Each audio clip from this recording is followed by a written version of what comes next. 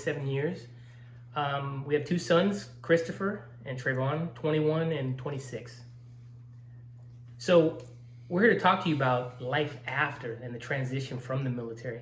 After 26 years of active duty service, let me tell you, the transition, it wasn't as easy as I thought it was going to be. I thought that it was going to be seamless. They prepare you by sending you to all the different advancement classes for leadership, wise executive classes now they call them, and they changed.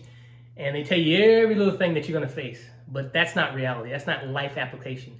What I found out is that when I got out, I was still ready to work. I was still ready to be useful, be part of an organization. And the organization I really needed to be useful and part of is my family. And I needed to be the co-captain, not the captain. The transition for me was to be able to reintroduce myself as the leader of my household, and not taking anything away from my wife because she's done such a great job in every area. I couldn't go back in and jump in and take over financials. I couldn't go back in and take over leading and disciplining the boys right off the bat. There was things I had to ease myself into. I couldn't go jump right back in and just starting to fulfill all the wishes in a week or a month. I had to stroll down and make sure that I understood exactly what my role was. So for me, my transition after 26 years of active duty was I had to take a moment and pull back and see what I actually had to do. And I had to evaluate my position as a father, as a husband, and make sure that I was walking on the right path and get advice. I think that was the biggest thing, getting advice from friends, trusted friends that you really truly call a friend that tell you the truth, and ask them, how am I? Who am I? What do you see in me? What do you see in some things I can change? What's your recommendations? But the first person I try to get advice from would be my wife, to ask her what she sees and the things that she needs to change, because she's been with me the longest. She knows the ins and outs.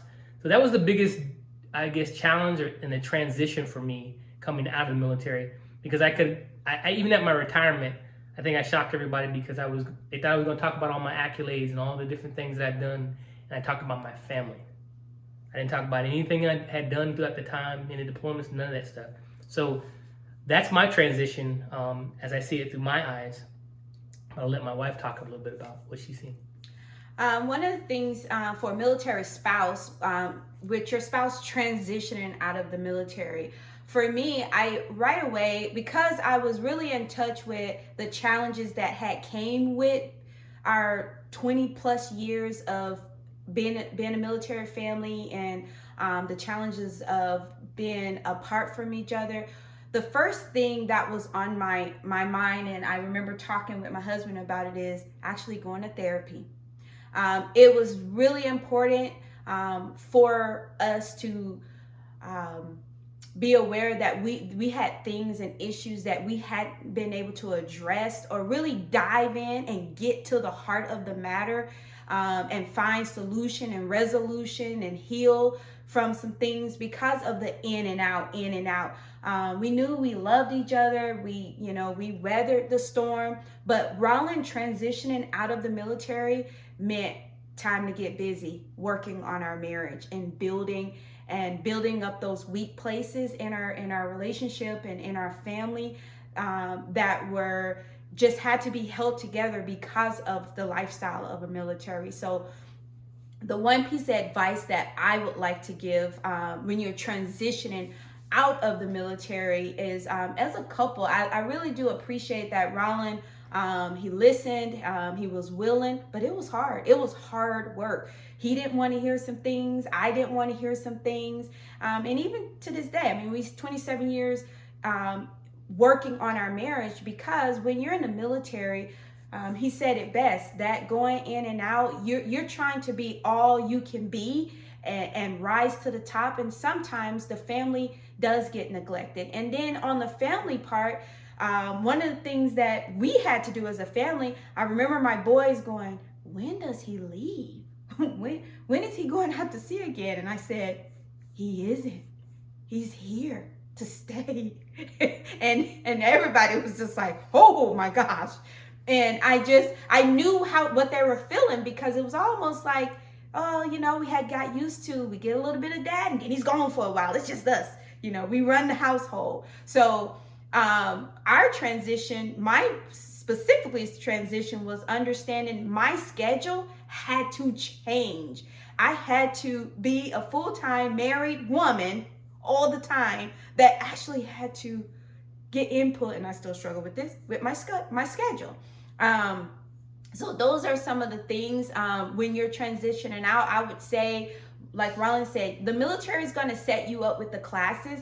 Your job in your marriage is to think about possibly counseling, sitting down, really having a family meeting and talking about what that looked like. Him being home all the time. And like he said, with him being home all the time, there were things that we discovered he did not like. And, we went through this phase of like complaining, or hey, concern. And, we had to really talk through, hey, this is how we've always done things.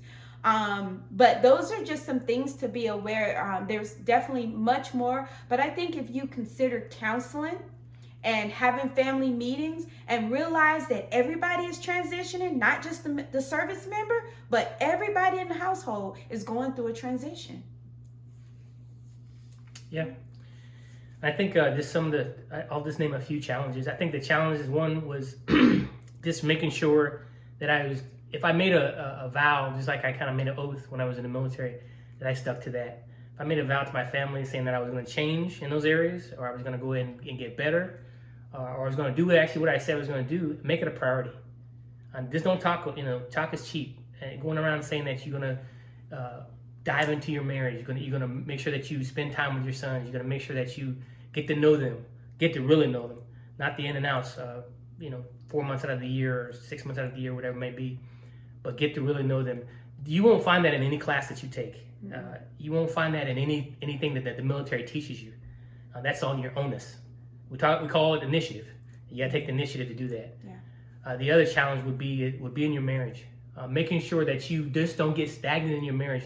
We know about the different promotion levels that we get. We can get the promotable, we can get the must promote, we can get the early promote. You got to be an early promote in your marriage, and that means going after it, and no one have to tell you how to develop yourself. And if you have a hard time with dating, you have a hard time with sexual or intimacy, whatever the area may be, you need to get advice. You need to find somebody who's good at it and become friends with them and find out how you can do better. Pick up a book, get a video, take a class in that. Be the best student you can be in your marriage, because in the long run, this is all you have. And if you say this is your ride or die, the person that you're going to get old with, then that's what you have to do to develop yourself and to be the best you can be for your family and for yourself. I think that was the two major challenges that I had. I could talk about other challenges, but those are the two that stick to me the most and probably the nearest and dearest to my heart, is becoming a better me for my family. So I appreciate the time you've given us. I hope you can take something away from it, just a small nugget, and take that and make a change out of it.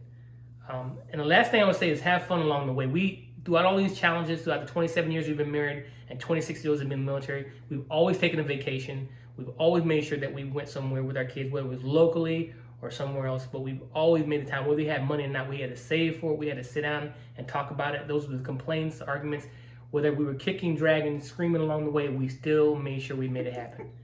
And so I would just advise you, you got to do those things because they're important. And maybe not important to you all the time, but the compromise is that you love your family enough and you love each other enough to compromise and be better for each other.